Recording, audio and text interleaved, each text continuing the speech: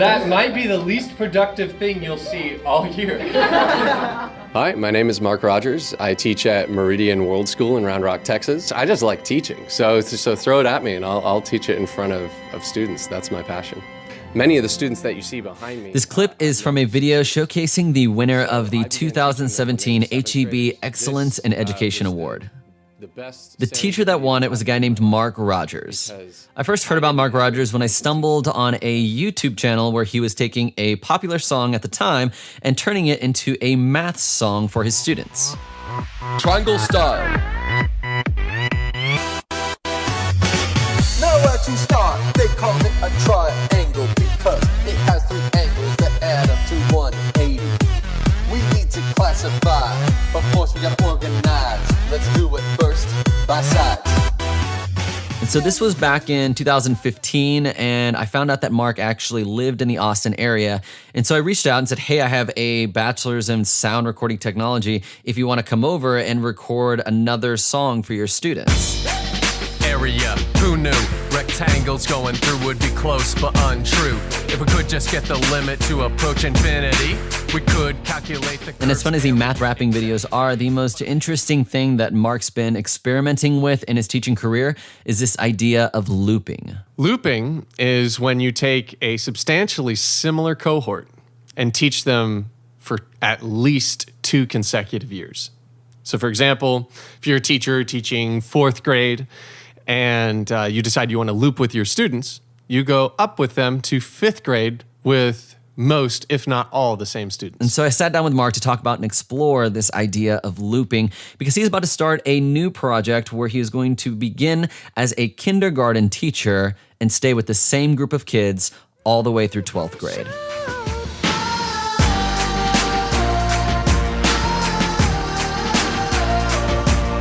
This is the Thom Gibson podcast, and in today's episode, we are exploring the idea of looping, the idea of students staying with the same teacher year after year, and the benefits that come with that, and the challenges that come with that, and looking at this 13-year experiment that Mark's going to be doing and defining what success is going to look like in this big looping experiment, and hopefully inspiring other teachers to consider the possibility of doing a 2 or a 3-year loop with a group of students and seeing what the possible benefits could be in regards to both the teacher and student experience.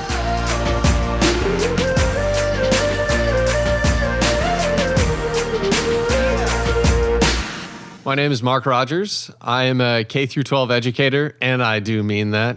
The full K-12 coming up soon.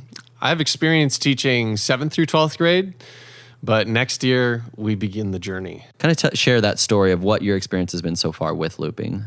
I opened a charter school with a group of other founding teachers called Meridian School in Round Rock. And I was hired to be the 7th and 8th grade teacher of math. And so I was the secondary math department. There was only one teacher, and it was me.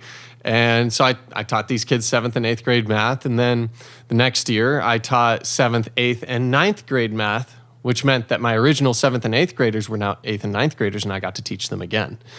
This all came about because we didn't need to hire another math teacher. Like, we already had me, and there was enough sections for me to teach everybody. And that second year was amazing.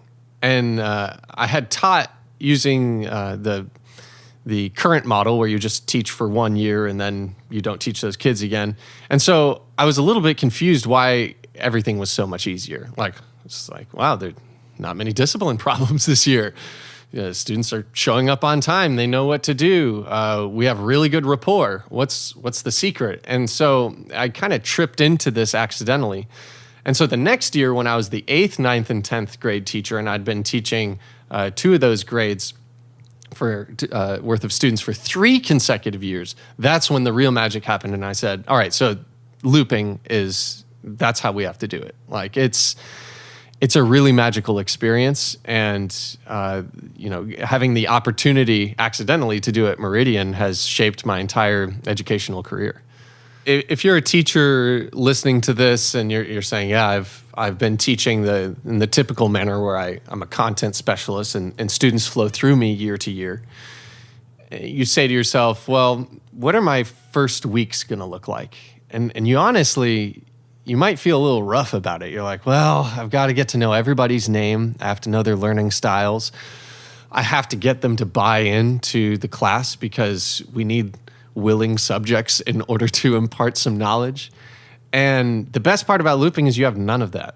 You have just the whole 36-week calendar academic year to learn.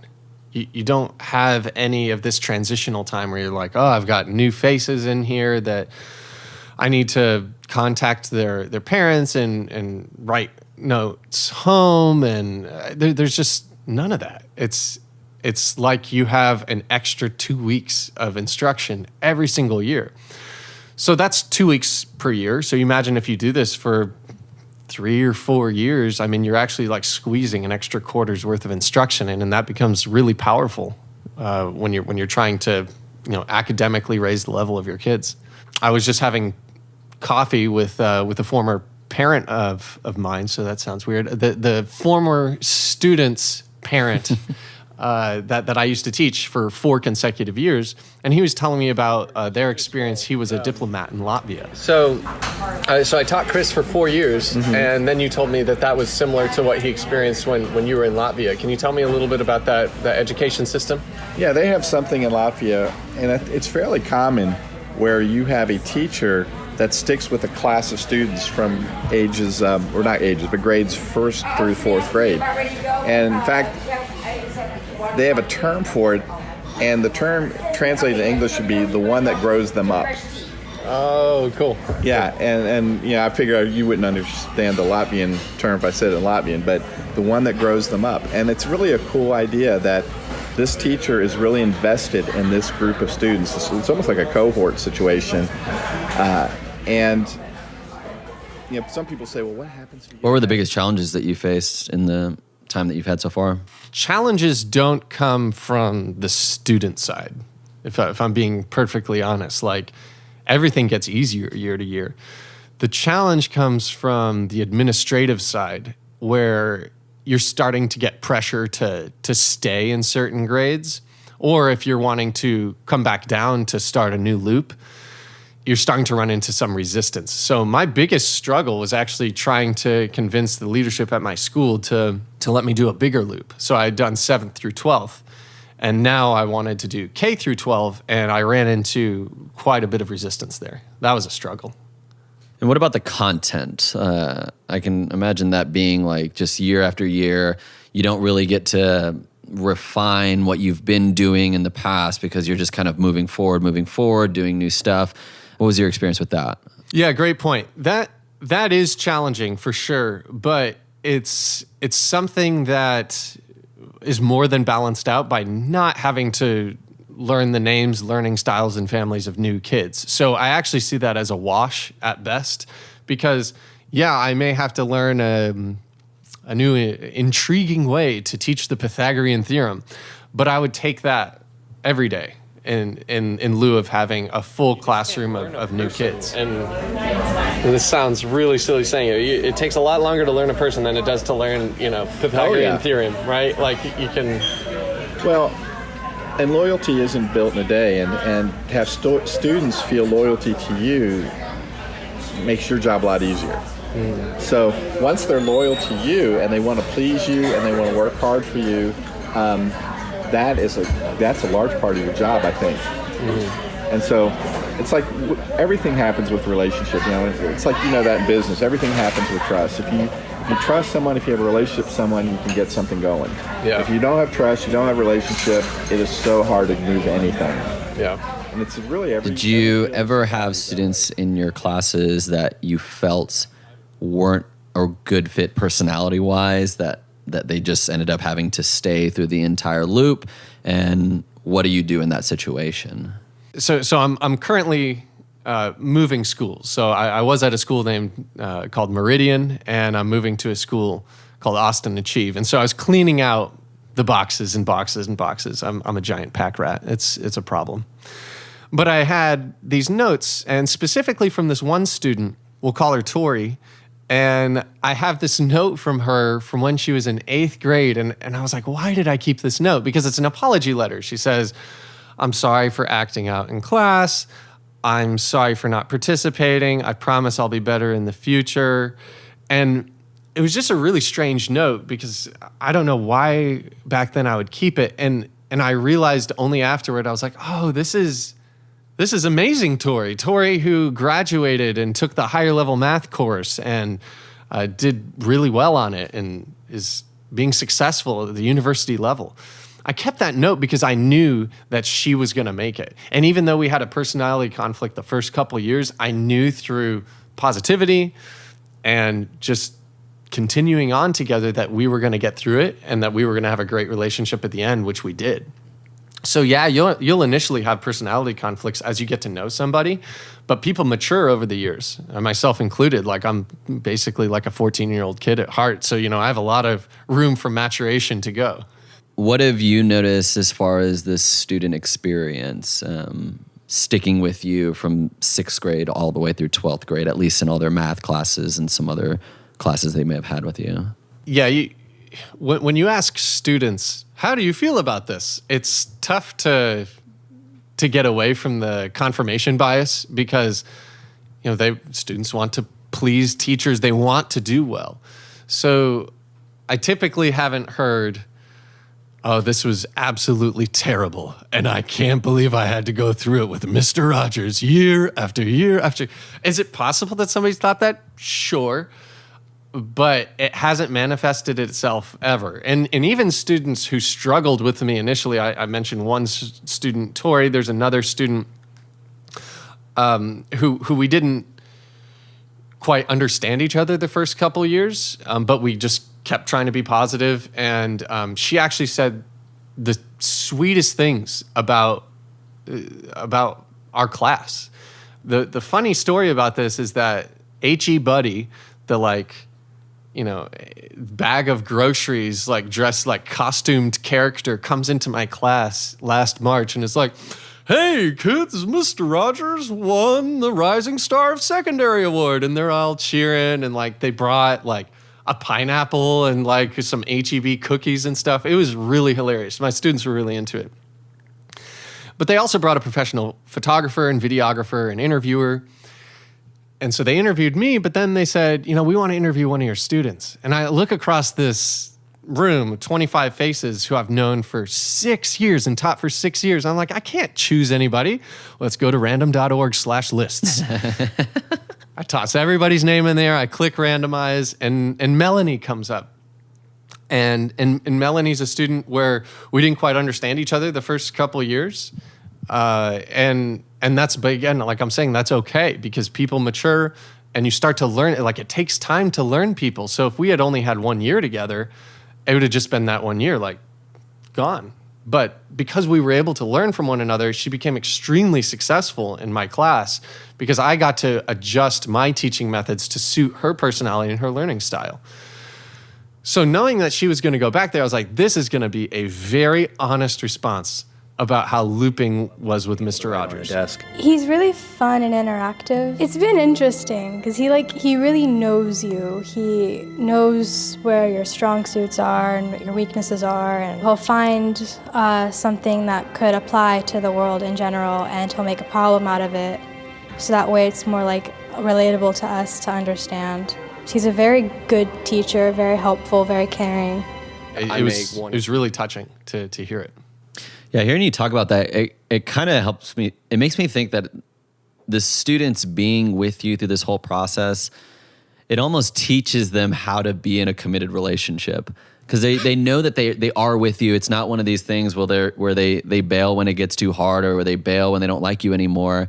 And you have to work through it. There is no way out of it. It's we have to figure out how to make this work, which is a really valuable lesson when it comes to just learning how to interact with people and to be in relationships and be in committed relationships, even though they may not have had the option of saying, I commit to this relationship. They were kind of just thrown in there. But I hadn't thought about that until you had just mentioned it now, where you're just like, well, we're both in this for the next few years. We got to figure out how to make it work. Yeah, it's this beauty of mutually incentivizing both parties.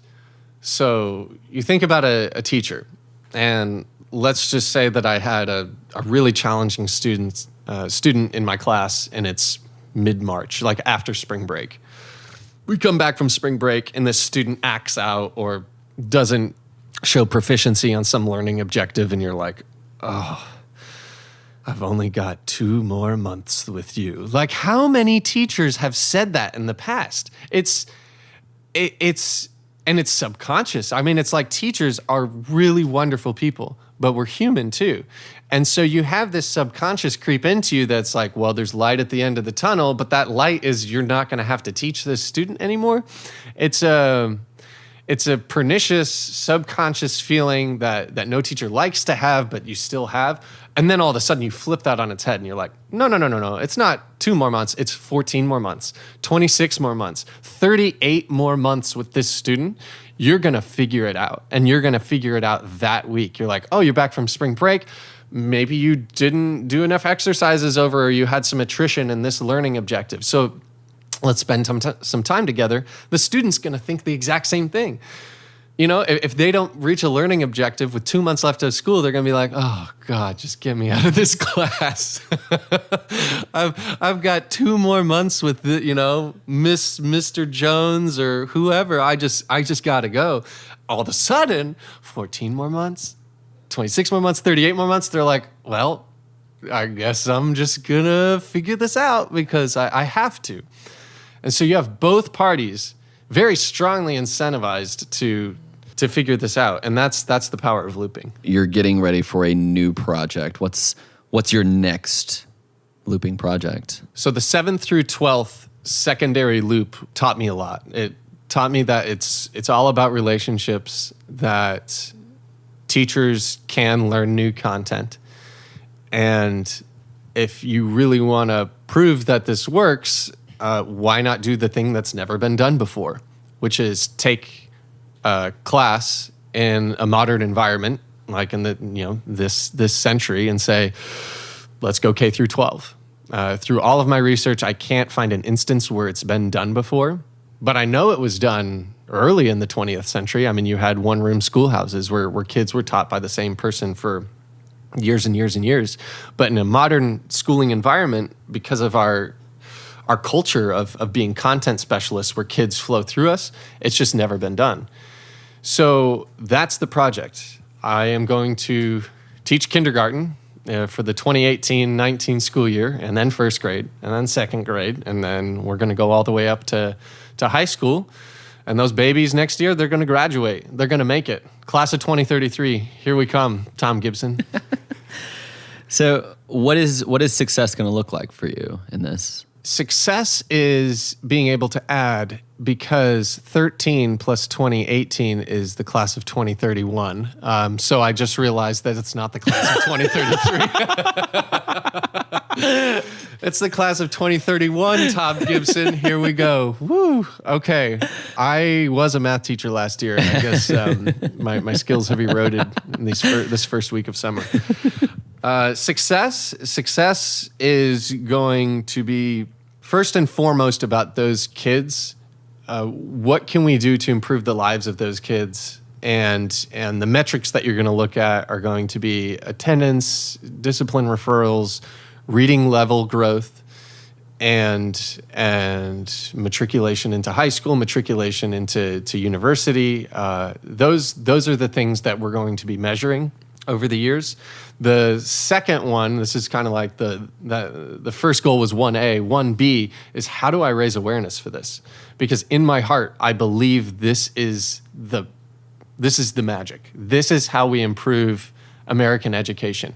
I need to convince other teachers that this is worth the gamble, and it's very worthwhile. So raising awareness for looping and getting more teachers involved in looping is a big deal, because currently only about 1 in 7 schools have any instance of this in the United States. So federal data indicates that 1 in 7 schools has a teacher that loops. So it's not the whole school, right? So the number of students who are positively impacted by looping, I think, is disproportionately small for the benefit that it gives. So what are some of the challenges that you anticipate with this newer longer term, bigger looping projects? The challenges personally are going to be keeping the pedagogy fresh for the kids. And I had some of that in 7th through 12th grade in my previous loop of 6 years, where I needed every year to refresh classroom tactics.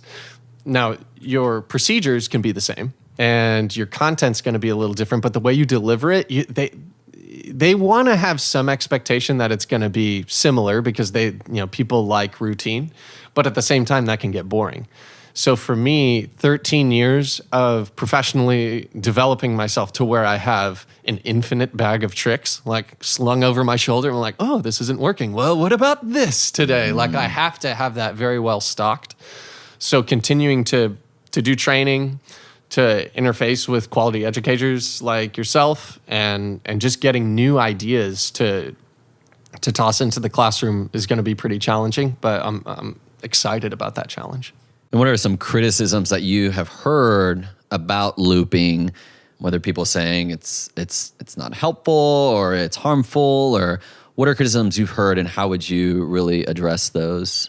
Yeah, the scariest thing for a parent who goes into a looping program is to think this: what if my student gets and I'm tossing these bunny ears out here, quote unquote bad teacher?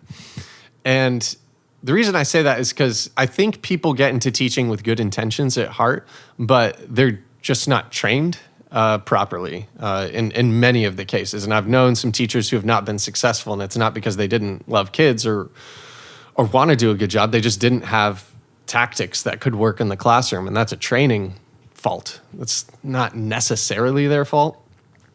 So how do you get teachers to become better? Well, one of the greatest things that you could do is tell that teacher, well, classroom management is going to continue to improve because you're going to have the same kids year to year.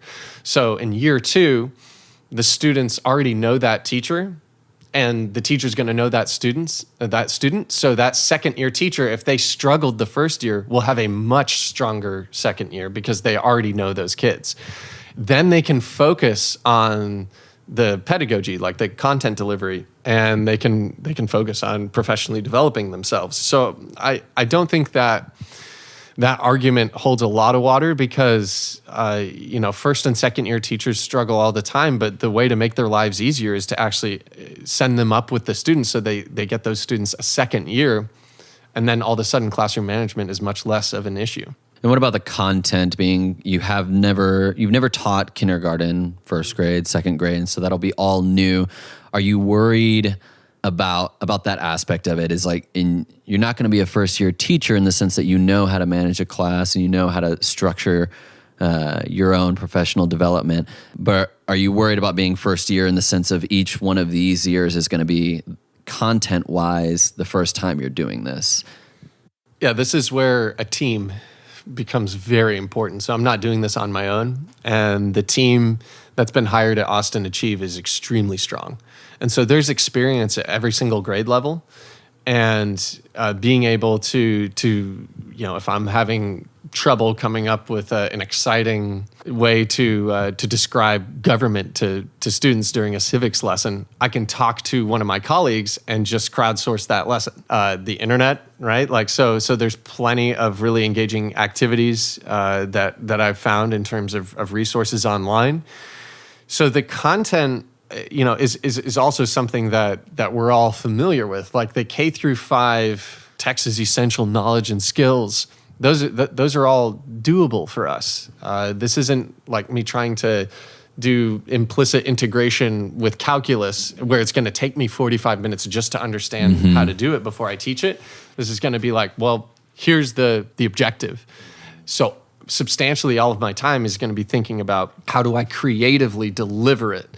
And I think that's a different ask than someone who's trying to do the different loop. Because I remember like I would sometimes be like furiously scribbling notes on how to do a really tough derivative in calculus during 11th and 12th grade math as the students are walking in, and I'm like, hey, hold on. Nope, stay out in the hall. Just one more sec. Oh, okay.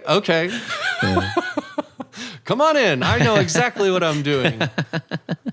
Logistically, what is this going to look like for you? Are you going to teach all the classes up until 4th grade or 6th grade and then just become their math teacher in secondary school, or just their advisor, or what is it going to look like? Or do you know that yet?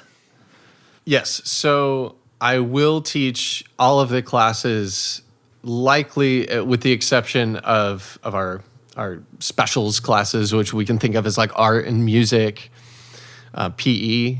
I'll teach the content courses. I would say K through 2 is likely what we're going to see. 3rd and 4th, they'll probably get some differentiation. So I'll maybe look at math and science, and another teacher would take over the humanities, and the students would flow. And that's really cool to think about too, because then starting in like 3rd grade, I get to start a new loop almost with more students. And then in 5th or 6th grade, when I'm only a math teacher, that's when I get to start another loop altogether, because then I'll have lots of different students coming through me in addition to the ones that I've been teaching since kindergarten. So this is going to be a exponentially growing looping program because of the differentiation. And I can't say enough how much I support differentiated learning and learning different teaching styles, because that's important to academic growth as well. If we want these students to be successful learners long term, they need to learn how to respond to different styles of teaching and different ways of content delivery. I think that's really important, and they will get that in this program. Yeah, I'm glad you said that, because I've heard another thing is like, oh, well, they don't get to see what it's like with a different teacher and learn to adapt, but they still will get that, and you'll still just end up being their math teacher when they get to secondary school, and they get the whole experience of having a bunch of different teachers still, and learning how to work in that context. Right.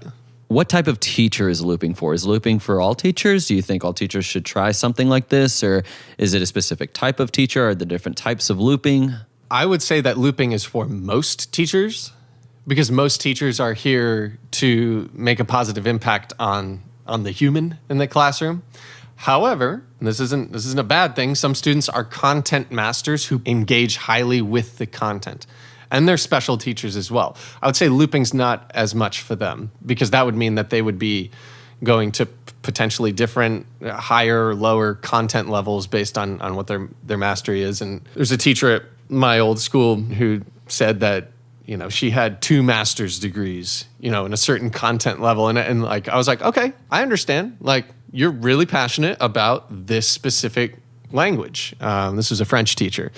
And you should probably stay in this level of French, because that's where your passion is. But for other teachers who I think represent the majority, it's going to be about impacting students' lives positively and in staying with them for multiple years, who want to make a career out of education. And that's who I think looping's best for. And I think looping works best in 3-year increments, give or take.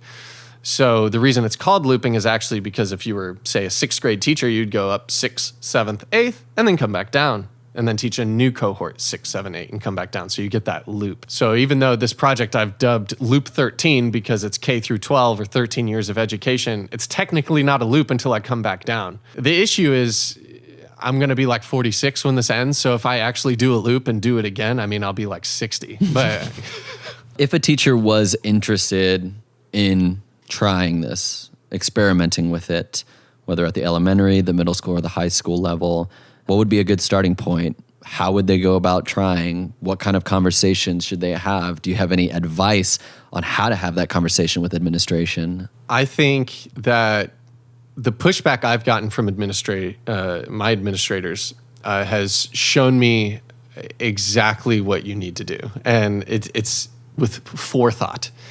You need to go to them before they've developed a master schedule, that everybody's, teaching this specific subject, because for administrators, it's really easy to slot people into the same position year after year after year. So you need to go to them in January and express initial interest. Then after spring break, again, express interest, but now they've heard it twice. And just continue to send them emails and tell them about all the benefits that you see coming from this. And if the listeners of this podcast want to go to loop13.org, there is There's something on that website where you can actually look at the research, cited research papers that show the benefits of looping. And, if you're not there already, the quick hitters are you're going to have better attendance, lower discipline referrals, and usually higher, more engaged students with better learning outcomes. And there's research to back that. So there's about a half dozen research papers that I've read, and then just my own experience, I've seen that. So when you're talking about the research, as far as the research that you'll be conducting with your own loop, who's conducting that research? Did you have to get like a professional researching organization to partner with you in that? Or how is this going to become official research outside of, the blogs or the videos or the podcasts that you make where you kind of share anecdotes of what's going on in the classroom? That's a great question, because you're saying, if I'm writing the research paper, there's quite a bit of bias associated. So I have had initial conversations with PhD programs at some universities here in Texas. And that is the dream, to get a PhD to actually come to school, do some interviews, and over a potentially 2 to 3 year period, write an initial review. But what I've seen to be a major hurdle after talking with the directors of these PhD programs is that people want to earn their PhDs in less than 13 years. Generally. So to get somebody to come in and do like a full encapsulation of this and stay for 13 years, like no one's going to agree to that. You're going to be like, yeah, I'll wait to get my PhD and do my dissertation on this.